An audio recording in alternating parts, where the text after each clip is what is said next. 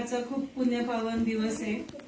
सर्वप्रथम मी सन्माननीय अध्यक्ष आपल्या गोवर्धने ताई, नंतर आपल्या केंद्राचे केंद्रप्रमुख सन्माननीय वाजे सर आणि आमच्या एसएमसी समितीचे सन्माननीय सदस्य, अध्यक्ष, उपाध्यक्ष, इथे जमलेले सर्व माझे बंधू भगिनी, गोवर्धने कुटुंब, आमचे शिक्षक बंधू आणि माझे विद्यार्थी मित्र, फक्त 2च मिनिटं मी बोलणार आहे।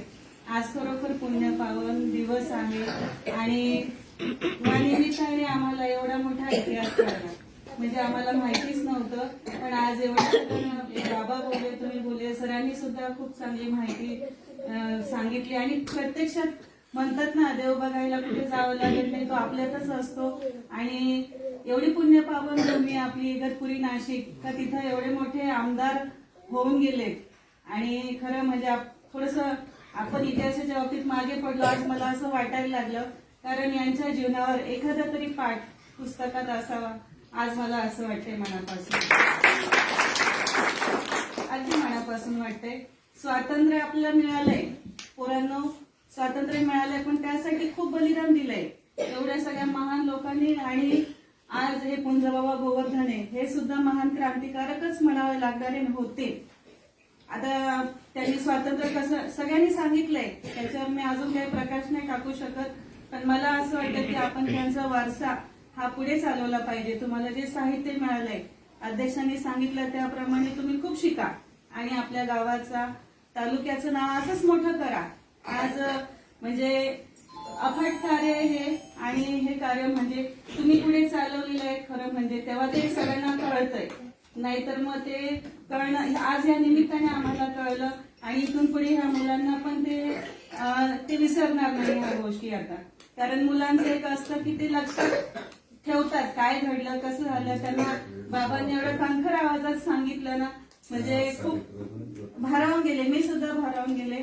आणि आता फक्त 2च मिनिटं घेते अजून, की असंच त्यांचं कार्य पुढे खूप याच्याने चांगल्या आपल्या गोरगरीब मुलांपर्यंत पोचावं आणि आमच्याही शाळेला सदिच्छा भेट म्हणून का असे ना येत जावं, हीच मी ह्या ठिकाणी 2 शब्द बोलते आणि आपले म्हणजे क्रांतिकारक म्हणा पुंजबाबा गोवर्धने यांना कोटी कोटी प्रणाम करून या ठिकाणी 2 शब्द थांबवते। आणि सगळ्यांची मी पुन्हा आमच्या शाळेची निवड केली ह्या शैक्षणिक साहित्य वाटपासाठी, त्यासाठी मनापासून सगळ्यांचे धन्यवाद।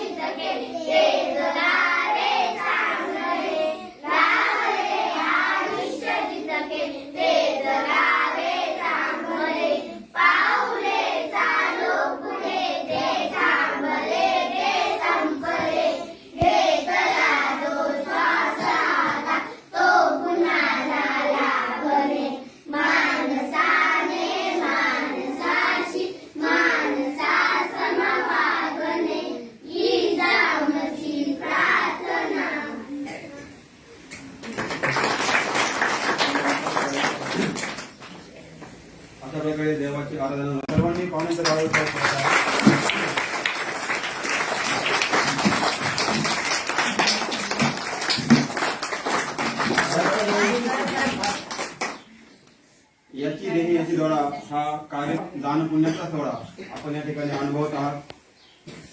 आलेल्या सर्व पाहुण्यांना कोणताही कार्यक्रम म्हटला की या ठिकाणी हा कार्यक्रमाला अध्यक्ष असतो. ज्याशिवाय आकाशाला चंद्राशिवाय शोभा नाही, त्याप्रमाणे या कार्यक्रमाला अध्यक्षांशिवाय शोभा नाही. तर या ठिकाणी आता आमच्या आदरार्थी श्रीमती सुमनताई हुकमतराव गोवर्धने या सन्माननीय कुंजाबाबा गोवर्धन यांच्या सुरक्षामध्ये सुनबाईत आहेत. त्यांना आम्ही विनंती करतो शाळेतर्फे की त्यांनी आजच्या कार्यक्रमाचा अध्यक्षस्थान करावं.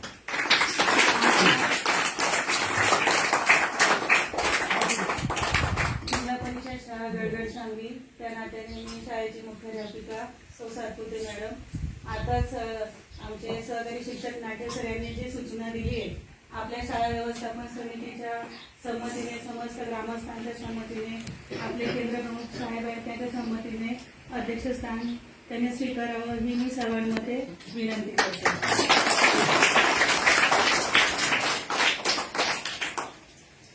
यानंतर सर्व मान्यवरांना सन्माननीय अध्यक्षांना विनंती आहे की आपण विजेची देवता सर्व मातेचं पूजन करून कार्यक्रमाची सुरुवात करावी. तुम्ही थोडं मागे होऊन जा श्रद्धा.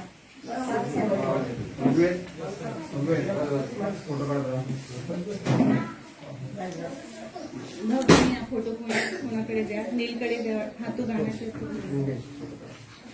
तुम्ही नाही. हा कार्यक्रम या या शुभ्र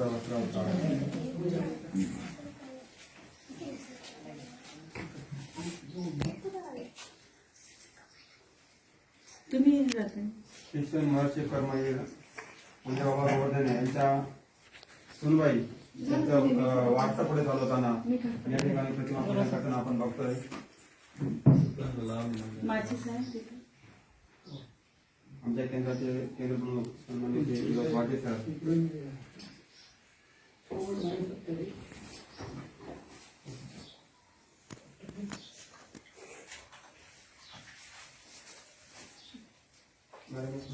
आहेत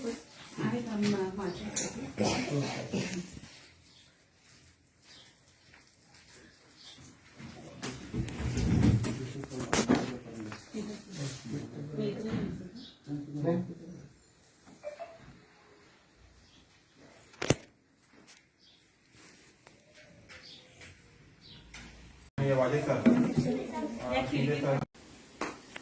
हे सांजेगावचे रहिवासी आणि इगतपुरीचे पहिले आमदार. म्हणजे ज्या वेळेला मुंबई राज्य होतं, गुजरात आणि महाराष्ट्र एकत्र जेव्हा राज्य होतं त्यावेळेसचे इगतपुरीतले पहिले आमदार. आमदार ही ओळख त्यांच्याकरता किरकोळ आहे, त्यापेक्षा त्यांची महत्वाची ओळख आहे ते आपल्या समाजाचा, तळागाळातल्या लोकांचा, शेतकऱ्यांचा विकास करणे याकरता त्यांनी सदैव प्रयत्न केले. इंग्रजांविरुद्धचा पहिला भावाचा लढा त्यांनी दिला. त्यानंतर जेव्हा आपली स्वकीयांची सत्ता आली त्यानंतर देखील शेतकऱ्यांवरती जो अन्याय सुरू होता त्याविरुद्ध देखील त्यांनी लढा दिलेला होता. तर असे हे जे आपले लढवय्या कॉम्रेड कुंजाबाबा गोवर्धने यांची जी कर्मभूमी आहे ती आहे इगतपुरी तालुका. आणि हा इगतपुरी तालुका जास्तीत जास्त आदिवासी बांधवांचा आहे आणि त्यांच्या स्मरणार्थ लढवय्या कुंजाबाबा गोवर्धने फाउंडेशन याची स्थापना करण्यात आली आहे. आणि ह्या फाउंडेशनच्या वतीने दरवर्षी आपल्या इगतपुरी तालुक्यामधील आदिवासी बहुल अशा ज्या शाळा असतात त्यामधील मुलांना शैक्षणिक साहित्याचं वाटप त्यांच्या पुण्यतिथी जी 9 ऑगस्टला म्हणजे उद्या असते त्यानिमित्ताने आपण करत असतो. त्याचबरोबर आमचे लहाने बंधू हिंदूराव हुकमतराव गोवर्धने यांचा देखील पुण्यतिथी 8 ऑगस्टला आहे. या दोघांच्या स्मरणार्थ आज आपण या गडगड सांगवीमध्ये शालेय साहित्य वाटपाच्या करता या केंद्राची निवड केलेली होती. याकरता शाळेच्या मुख्याध्यापिका, केंद्र प्रमुख, शाळेचे सर, शालेय व्यवस्थापन समिती या सर्वांनी जी फाउंडेशनला मदत केली त्याकरता मी आधीच त्यांचे सर्वांचे आभार मानतो. आणि फाउंडेशनच्या कार्यात केंद्र प्रमुख या नात्याने नाटे सरांचा वाजे सरांचा पुढे देखील सहभाग आम्हाला लाभावा आणि अशा कोणत्या शाळा असतील तर त्या सुचवाव्यात याची मी विनंती करतो आणि माझे 2 शब्द संपवतो.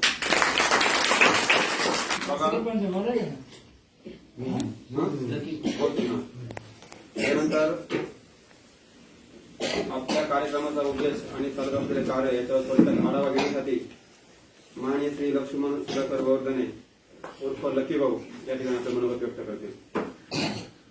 नमस्कार. आजचे सर्व जमलेले मी पण दिसा काही नाव आहे बरोबर.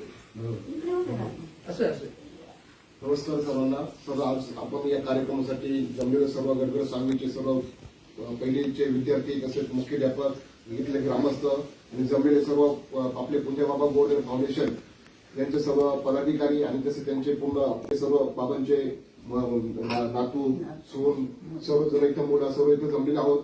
आज कार्यक्रमाचा उद्देश हा दरवर्षीप्रमाणे पुंजाबाबाची जयंती 3 ऑगस्ट रोजी आपले पुंजाबाबा गोरे केपीजी कॉलेजला इथं मोठ्या उत्साहामध्ये पार पडते.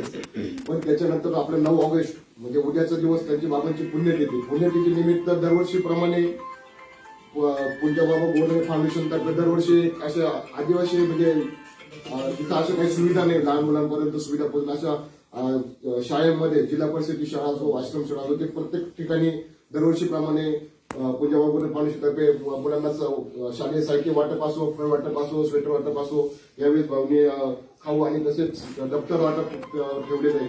तर बाबांच्या सरांनी सांगितल्याप्रमाणे बाबांच्या आमदार म्हणून ही मोठी ओळख नसून बाबा एक मोठे समाजसेवक होते. बाबांनी खूप मोठं कार्य केलेलं आहे. बाबांचा जन्म 3 ऑगस्ट 1890 रोजी सांजेगाव या ठिकाणी झाला. बाबा हे आपल्या परिसरातून जन्माला आले आणि नुसतं परिसराचंच नाव नाही पूर्ण केलं. बाबांचं नाव हे पूर्ण भारतामध्ये भातलाडा, बाबांनी इतका मोठा भातलाडा स्वातंत्र्योत्तर आणि स्वातंत्र्यपूर्व येऊनही त्या ठिकाणी बाबांनी मोठा भातलाडा उभारला होता आणि त्या भातलाड्यासाठी तळागाळातील लोकांनी बाबांना साथ दिली होती आणि तो भातलाडा नुसता उभारला नाही, तो बाबांनी तो यशस्वी करून दाखवला. नाही तर मग आजकाल भरपूर जण भातलाडा लाडायला प्रयत्न करतात पण तो काही यशस्वी होत नाही का. आपण बहुतेक बघत असो सोशल मीडियावरती. तसा बाबांसारखा भातलाडा यशस्वी होणं पण खूप दुर्मिळ आहे. झालं तर चांगलीच गोष्ट आहे. पण बाबांनी त्या टायमाला मुंबई सरांनी सांगितलं मुंबई राज्य म्हणजे महाराष्ट्र आणि गुजरात मिळून एक आपलं राज्य होतं. तर त्याच्यामध्ये असा दुजाभाव होता की गुजरातच्या भाताला 24 रुपये भाव आणि आपल्या महाराष्ट्राच्या भाताला 12 रुपये म्हणजे असा मोठा दुजाभाव असताना मुलांना दान देणं म्हणजे दान करणं हे प्रत्येकाची पैसा भरपूर लोकांकडे पण दान सगळेजण करत नाही. दान करायला ती एक वृत्ती लागते. ती सर्व तुमच्या कुटुंबाच्या म्हणजे तुमच्या चेहऱ्यांक पाहूनच ती दिसून येते आणि तुम्ही हा जो निर्णय घेतला आहे तो खूपच म्हणजे समाधान देणार आहे. चिमुकल्यांना पण आनंद होतो आणि शालेय साहित्य भेटणं घरून भेटणं वेगळं आणि असं समाजसेवी फाउंडेशनच्या मार्फत जर भेटलं तर ते मुलांना अधिक आनंददायक वाटतो. तर तुमच्या या सगळ्या कार्याला माझ्या खूप खूप शुभेच्छा. पुढील वर्षी पण मी तुम्हाला म्हणजे जर माझ्याशी आधी संपर्क केला तर अशा आपल्या केंद्रातच भरपूर शाळा आहेत की ज्या ठिकाणी खरोखर त्यांना गरज आहे. कारण त्यांना फक्त शाळेत काय आता मुलं बरेचसे 2 म्हणजे एक वेळचं जेवण भेटतं म्हणून ते साहित्य तर भेटणं लांबची गोष्ट आहे. तर वेळोवेळी आपण जर आमच्या संपर्कात राहिला तर आम्ही अजून अशा गरजू मुलांपर्यंत आपल्याला पोहोचू.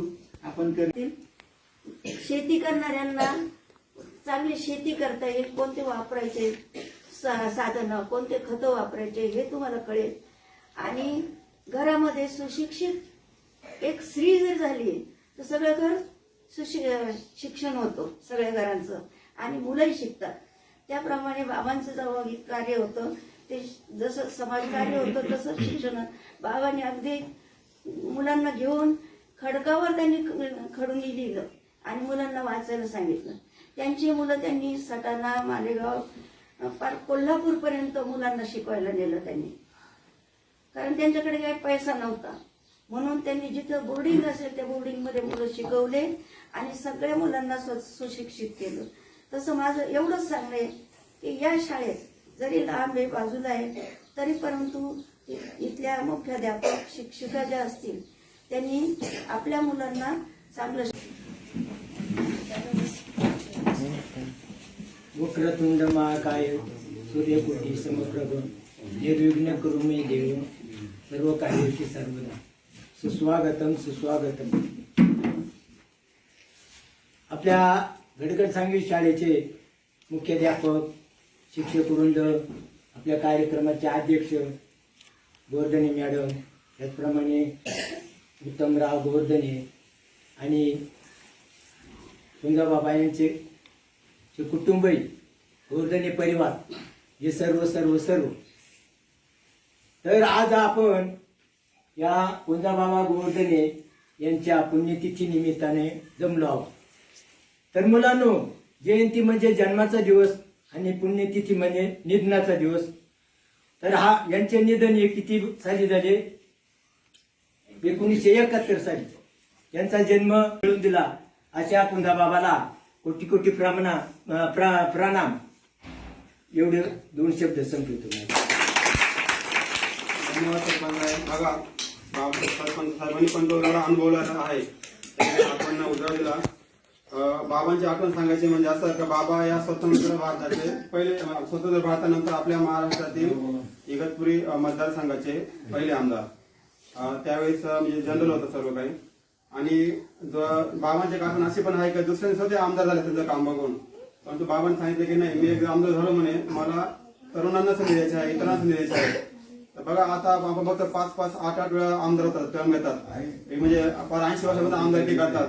परंतु आपले आमदार दावा दाखवतात, दावा नाही आमदारकीमध्ये बंडखोरी करतात, दुसऱ्या पक्षाने जातात. आता तो विषय आपला नाहीये. परंतु बाबांना दुसऱ्यांदा आमदारकीची संधी मिळत असू नये, बाबांनी ती नाकारली आणि त्यानंतर दुसऱ्यांदा ती नाकारली आणि त्यानंतर एकटा दिसणार आहे की काही मुलांना चांगलं जपतात, काही मुलांना फाटकं. हे आता असं काही राहणार नाहीये. तर सर्व मुलांची एक उपची भावना आहे. काही मुलांना परिस्थिती, काही मुलं घेतात जपतात चांगल्या प्रकारे, काही मुलांना नसतं ते घरच कुठे कृषी वापरतात. त्यांच्यामध्ये एक एकतेची भावना असणार आहे. सर्व मुलांना सारखा राहील, सारखा गणवेश, सारखं दप्तर आहे, या आपण त्याच्यामध्ये एकतेची भावना निर्माण व्हावी आणि त्यांच्या नक्कीच शैक्षणिक उन्नतीमध्ये, प्रगतीमध्ये आपला हातभार लागणार आहे. आपली अशीच मत आपल्या हातून होत राहावं. यानंतर आपल्या अध्यक्ष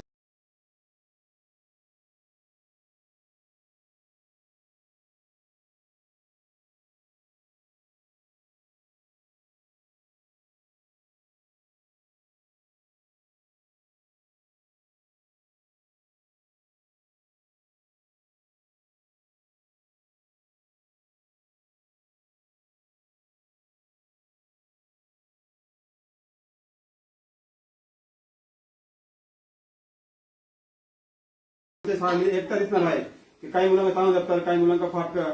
हे आता असं काही राहणार नाहीये. तर सर्व मुलांची एक उपची भावना आहे. काही मुलांना परिस्थिती, काही मुलं घेतात जपतात चांगल्या प्रकारे, काही मुलांना नसतं ते घरच कुठे कृषी वापरतात. त्यांच्यामध्ये एक एकतेची भावना असणार आहे. सर्व मुलांना सारखा राहील, सारखा गणवेश, सारखं दप्तर आहे, या आपण त्याच्यामध्ये एकतेची भावना निर्माण व्हावी आणि त्यांच्या नक्कीच शैक्षणिक उन्नतीमध्ये, प्रगतीमध्ये आपला हातभार लागणार आहे. आपली अशीच मत आपल्या हातून होत राहावं. यानंतर आपल्या अध्यक्ष बोलतील. आपण शेवटी मग आभार म्हणून वाटप करून घेऊ मुलांना, नंतर आपण फोटो सेशन करूया. मला बोलण्याची संधी मिळाली, सगळ्यांचे आभार मानते. आणि बाबांचं जे भातभाव लढा केला त्याच्यापेक्षाही दुसरं महत्वाचं कार्य म्हणजे ते शिक्षण महत्वाचं. त्यांना 8 मुलं होती, परंतु प्रत्येकाला त्यांनी कोल्हापूर, सातारा, इकडे नाशिक, सटाणा इकडे पाठवलं. परिस्थिती त्यांची मिळाली गोटीच्या मोहनचंदबाई गोटी यांना, आणि ते आपल्या तालुक्याचे आमदार झाले. त्यानंतर पुन्हा आरक्षण लागू झालं आणि त्यानंतर आपल्या आमदाराची परंपरा आपण बघतोय. खऱ्या अर्थाने बघा, आपण हे शैक्षणिक कार्य करत आहात. आम्ही आमचे शाळेत 90% म्हणजे 95% विद्यार्थी गोरगरीब आदिवासी समाजाचे आहेत. आणि सांगायचं म्हणजे त्यांना तुम्ही जे निवड केली बॅगांची वगैरे खूपच छान. कारण मुलांच्या काही मुलांकडे बॅगा असतात, काहींकडे फाटल्या असतात, काही आपल्या मोठ्या भावाच्या वापरतात, काहींकडे काहीतरी पिशीमध्ये आणतात. आणि बऱ्याचशा मुलांचे म्हणजे आमचा मागचा अनुभव, काहींचे पुस्तकं वगैरे भिजतात, काही संस्था मदत करतात, काही संस्था करत नाही मदत. पुस्तक भिजतात, त्यांच्या वया वगैरे खराब होतात. पर्याय त्यांचा अभ्यासाकडे दुर्लक्ष होतं की वय खराब झाली, परत त्यांना लवकर कोणी वय आणत नाही किंवा पुस्तक खराब झालं, पुन्हा पुस्तक मिळत नाही लवकर. या प्रकारे आपण जे दप्तर देणार आहात मुलांना, दुखावा वाटणार आहात, त्याच्यातून जो लोगो आहे त्याच्या नवीन आठवण आपल्या योजनेतून दप्तर मिळालेलं आहे आणि आपल्याला याचा वापर व्यवस्थित करायचा आहे. तर नक्कीच त्या दप्तराच्या मार्फत आमचा अभ्यास होणार आहे. याच्या अभ्यासाला किंवा शाळेत त्यांचा 1890 साली झाला. आणि आता बरेच मंडळीने सांगितलं की त्यावेळेस गुजरात, मुंबई एकत्र होती असताना त्यावेळेस त्यांनी तो लढा त्यांनी दिला होता. तो दिला म्हणजे असा का खरोखर यशस्वी करून दाखवला. मग यांनी सांगितलं गोवर्धन यांनी की त्यांनी काम केलं आणि ते सक्सेसफुल झाले. तर न भूतो न भविष्यती असे आमदार पूर्वी झालेले नाही आणि आता त्यानंतर होणार नाही. आताचे आमदार यांना गाड्या, यांना बॉडीगार्ड, यांना पिस्तूल, रक्षक म्हणजे पहा किती मोठा खर्च. ते आपले साधी राहणी उच्च विचारसरणी, फक्त शेतकऱ्यांचं हित. त्यांच्या डोक्यात नुसतं शेतकऱ्यांचं हित. बाकीचं त्यांनी पावसाळा पाहिला नाही, उन्हाळा पाहिला नाही, हिवाळा पाहिला नाही, फक्त जे शेतकऱ्यांचं. ते कोणत्या याचे कम्युनिस्ट पक्षाचे होते. त्यांच्या मनात फक्त शेतकऱ्यांविषयी आणि त्यांनी खरोखर भाताला शिकवावं म्हणजे ते पुढे जरी हायस्कूलला गेले तरी तिथे त्यांचा चांगला अभ्यास होईल आणि चांगले शिकले तर तुम्हाला नोकऱ्या चांगल्या लागतील आणि तुम्हाला शेतीला काय लागतं, कशी शेती करायची याचंही मार्गदर्शन मिळेल. एवढंच मला बोलायचंय, जास्त काही नाही. फक्त याच्यातून एकच घ्यायचं की शिक्षण चांगलं करायचं. बाकी बाबांचं मी काही सांगणार नाही. बाबांचं जे ध्येय होतं शिकवण्याचं, शेतीचं तर होतं, भाववाढीचं तर होतं, पण शिक्षणाचं होतं. त्याप्रमाणे त्यांनी आपल्या मुलांना शिकवलं. तसं तुम्ही शिकावं आणि मोठं व्हावं आणि एवढीच माझी इच्छा आहे. एवढंच मी बोलते. धन्यवाद ताई. बाबासाहेबांच्या संदेश शिका संघटित हाच होता. त्यांच्या कॉलेजला कर्मवीर पूंजाबाबा गोवर्धन असं नाव दिलेलं आहे. म्हणजे बघा असं कुठे होत नाही, परंतु इथं मोठं कॉलेज आहे इगतपुरीमध्ये आणि त्या ठिकाणी बाबांचं नाव त्या कॉलेजला आहे. आणि त्या महाविद्यालयात मोठ्या उत्सवात मोठ्या प्रमाणात आनंदाने आदराने ही जयंती साजरी होत असते. 1947 साली स्वातंत्र्य मिळाले आणि त्यावेळी महाराष्ट्र गुजरात यांचे मिळून तुम्ही बोलले मगाशी की द्विभाषिक मुंबई प्रांत राज्य होते. माननीय मोरारजी देसाई त्यावेळेचे मुख्यमंत्री होते. धान्य लेवी वसुली याही सुरू होती, पण इथे वेगळी स्थिती होती. महाराष्ट्राच्या भाताला 12 रुपये दर होता, तर त्याच प्रकारच्या गुजरातच्या भाताला 24 रुपये दर होता. हा मोठा दुधाभाव त्यावेळी सुरू होता. शिवाय गावबंदी, तालुकाबंदी व जिल्हाबंदी असल्यामुळे शेतकऱ्यांना आपला भात विकणे शक्य नव्हते. यातून शेतकऱ्यांची प्रचंड कुचंबना होत होती, प्रचंड भीती होती. ह्याच अन्यायाविरुद्ध लढा देण्याचा निर्धार आणि पवित्रा आदरणीय पूंजाबाबा यांनी घेतला आणि बाबा गावोगावी पायी फिरले, जनजागृती केली. त्यावेळी जिल्ह्यातील अनेक मान्यवर पुढारी बाबांच्या मदतीला धावून आले. 1948 1950 असलेल्या या कार्यक्रमासाठी आपले खूप खूप आभार. धन्यवाद. धन्यवाद वाजे सर. बघा वाजे सर या ठिकाणी त्यांना थोडंसं कळलं की आपल्याकडे आशाची फाउंडेशन येत आहे पूंजाबाबा गोवर्धने आणि ते बोलले की नाही आपल्याच तालुक्यातली फाउंडेशन आहे आणि मला इथे उपस्थित राहणं त्याचं सौर करणं आवश्यक आहे. धन्यवाद वाजे सर. यानंतर आपण थोडक्यात पूंजाबाबा गोवर्धने यांच्या जीवन कार्यावर एक प्रकाश टाकणार आहोत. बघा इगतपूर तालुक्याचे माजी आमदार भूमिपुत्र फाउंडेशनचे प्रेरणास्थान म्हणजे ज्या ठिकाणी आमचे तुम्ही बोलले की विनोद भाऊ आमचे करताय भारताला उभारताय, त्यांच्या सर्वांचे जे कोणी सामाजिक कार्यकर्ते इगतपुरीमध्ये या सर्वांचे प्रेरणास्थान असणारे शेतकऱ्याचे कैवारी आदरणीय पूंजाबाबा गोवर्धने यांची उद्या पुण्यतिथी आहे आणि त्यांची जयंती आणि पुण्यतिथी मोठ्या उत्साहाने जयंती साजरी होत असते आपल्या गोवर्धने कॉलेजला, PKG कॉलेजला. म्हणजे मराठा विद्या प्रसारक समाजाने त्या संस्थेने त्यांच्या कार्याचा गौरव करण्यासाठी पण फुकट जिथं बोर्डिंग असेल तिथं मुलांना शिक्षण मिळेल अशा ठिकाणी त्यांनी शिक्षण दिलं मुलांना. सगळ्या मुलांना 8 मुलं होते पण 8ही मुलांना शिक्षण दिलं. नुसते त्यांनी शेतीमध्येच नाही ठेवलं बाबांनी, तर मुलांना शिकून नोकऱ्या करायला लावल्या. तसं मी जास्त बोलणार नाही. बाबांचं कार्य आता सांगितलेलं आहे. बाबांना शिक्षण जसं समाजसेवेचा हे होता देश होता, ध्यास होता, त्याप्रमाणे बाबांनी समाजसेवा केली.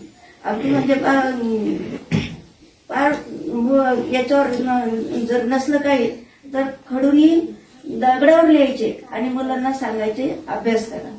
तसं मी जास्त काही बोलणार नाही, परंतु बाबांचं जे ध्येय होतं की मुलांनी शिकावं आणि शिकल्यानंतर काय होतं, ज्या वेळेला तुम्ही जास्त शिकाल त्यावेळेला तुम्हाला चांगल्या नोकऱ्या लागतात. सत्याग्रहापेक्षाही मोठा होता. बघा हा जो वाढत सत्याग्रह आपण इतिहास अभ्यासतो, परंतु हा भारत समाजाचा सर्वात मोठा लढा होता आणि तो अधिक उग्र होत होता असे सांगितले जाते. या लढ्यात हजारो स्त्रिया तुरुंगात आल्या होत्या. भारतीय संस्कृतीप्रमाणे कुंकू आणि बांगड्या हे सौभाग्याचे लेणे मानले जाते. यावेळी आदरणीय बाबांच्या पत्नी सौ मंजुळाबाई गोवर्धने व त्यांच्या सहकारी महिला यांनी परंपरेचा विचार न करता फुटलेल्या मागण्यांकडे लक्ष दिले नाही, पण त्यातून आंदोलनाची तीव्रता मात्र अधिक प्रखर झाली. अखेर शासन नमले व मागणी मान्य झाली. असा हा ऐतिहासिक लढा, या लढ्याचे प्रणेते आदरणीय पंजाबबाबा यांच्या मार्गदर्शनाखाली लढला गेला व शेतकऱ्यांना न्याय मिळाला. 3 ऑगस्टला बाबांची जयंती होती आणि आज उद्या बाबांची पुण्यतिथी आहे. त्यानिमित्त बाबांच्या या कार्याला, त्यांच्या या कर्तृत्वाला, त्यांच्या या सर्व कर्मवीर महर्षींना आमच्या सर्व लोकांतर्फे, गावातर्फे, शाळेतर्फे मानाचा मुद्रा. आणि त्यांचाच हा वारसा पुढे घेऊन जात असेल. त्यांच्या सर्व कुटुंबीय, त्यांचे वारसदार, त्यांचे मुलगा असो, आता त्यांचे नातू ज्या भरत आहे. आणि खऱ्या अर्थाने लढवय्ये असणारे पुंजबाबा यांनी शैक्षणिक कार्य असं आपण बघता ते शेतकऱ्यांसाठी लढा बघितला आपण. तोच लढा त्यांनी शिक्षणाच्या बाबतीत पण उभारला. शिक्षणाच्या शाळा झाल्या पाहिजे, शिक्षक मिळाले पाहिजेत. आणि अशा लढवय्या, त्यांच्या नावाप्रमाणेच त्यांच्या फाउंडेशनचं पण नाव आहे लढवय्या पुंजबाबा गोवर्धने फाउंडेशन. आणि त्यांचे नातू पंतू सुद्धा बाबांचा वारसा पुढे चालत आहोत. त्यांच्या हातून अशीच समाजाची, देशाची, या राष्ट्राची सेवा घडो, शिक्षण सेवा घडो, दीनदलितांना त्यांचे कैवारी बनवत आणि बाबांचं नाव असंच सूर्यचंद्र असे बंद राहो हीच ईश्वरचरणी प्रार्थना. आणि त्यांच्या कामाला आमच्या खूप खूप शुभेच्छा.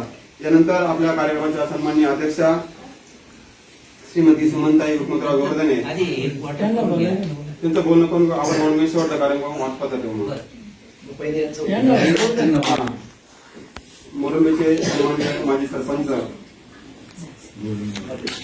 गोविंद राबाजी मते यांना आपण तो सुद्धा बोलावं. हात भाव वाढीचा लढा सुरू झाला.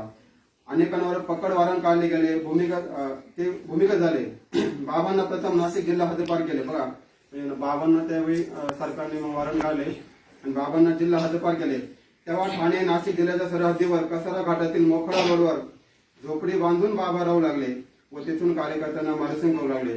सरकारच्या ही बाब लक्षात आली. त्यांनी ठाणे जिल्ह्यात त्यांनी हद्दपार केला. म्हणजे बाबांना ठाणे जिल्ह्याची पण हद्दपारी काढली. तेव्हा बाबा मात्र सातारा जिल्ह्यात क्रांतीवीर नाना पाटील यांच्याकडे गेले. बघा, क्रांतीवीर नाना पाटील यांच्या संपर्कात आलेले. म्हणजे अर्थात स्वातंत्र्यपूर्व काळात ज्या काळ होऊन गेला महात्मा गांधींचा, लोकमान्य टिळकांचा किंवा स्वातंत्र्याचा सुभाष बाबूंचा, त्या काळात जे बाबा असल्यामुळे क्रांतीवीर नाना पाटील यांच्याकडे ते गेले. तब्बल 1.5-2 वर्षाच्या कालावधीत त्यांनी इगतपुरी आणि नाशिक तालुक्यातील शेतकऱ्यांना बाहेरून मार्गदर्शन केले. याच काळात आंदोलन अधिक तीव्र व्हावे म्हणून तालुक्यातील पोलीस पाटलांनी राजीनामे दिले. नाशिक जिल्ह्यातील बाबांच्या नेतृत्वाखाली हा भात दरवाढीचा लढा माननीय सरदार वल्लभभाई पटेल यांनी लढविला.